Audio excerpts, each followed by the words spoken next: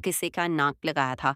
आखिर जब वो अपनी तरफ से इस पूरी बॉडी को पूरा कर लेता है तो वो इसका नाम फ्रैंकेनस्टाइन रखता है। इस बॉडी के दिल को वो एक पावर मशीन के साथ जोड़ देता है जो बिजली के जरिए उसके दिल को जिंदा कर देती।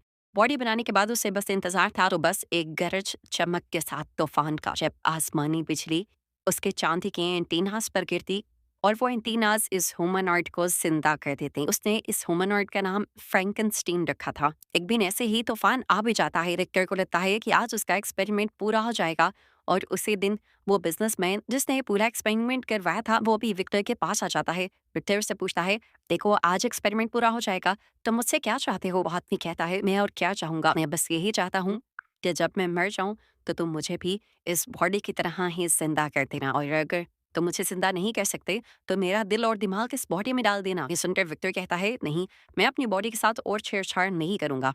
ये सुनकर उस बिजनेसमैन को गुस्सा आ जाता है और उन दोनों के दरमियान में लड़ाई हो जाती है।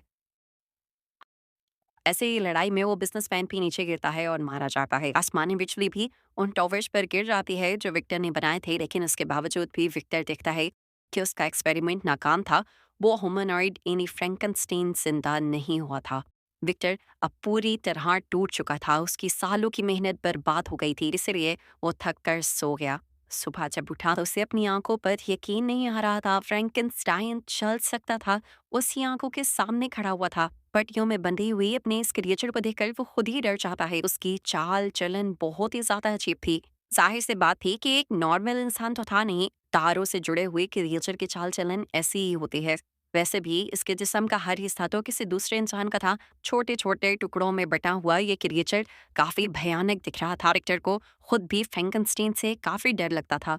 इसीलिए उसने फ्रैंकेनस्टीन को एक खुफिया कमरे में बंद कर दिया। विक्टर ने नोटिस किया था कि इस बड़ी सी क्रिएचर का दिमाग बिल्कुल एक पैदा हुए बच्चे के बराबर है। विक्टर अब उसे बोलना सिखाता है और सबसे पहले उसे नाम देता है अपने ही नाम पर उसके सामने बोलता है, आई एम विक्टर।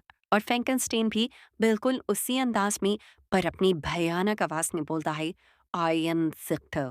हर गुजरते दिन के साथ विक्टर उसे आम इंसानों वाली लाइफ सिखाने की कोशिश करता रहा, लेकिन विक्टर एक बार भूल गया कि दिमागी तौर पर फ्रैंकेनस्टाइन एक बच्चा है और उसे एक बच्चे की तरह ट्रीट करना होगा।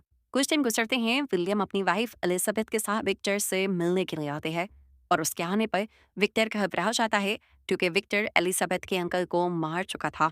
विक्टर अभी एलिजाबेथ से मिलता नहीं तो एलिजाबेथ को तहखाने से कुछ आवाजें आती हैं। वहां जब वो चाहती है तो उसका सामना हो जाता है फ्रैंकेनस्टीन से। उसे देखकर बहुत ज्यादा हैरान थी और विक्टर की कामयाबी पर खुश भी थी। फ्रैंकेनस्टीन को देखकर वो कहती है, तुम तो बहुत बड़े हो और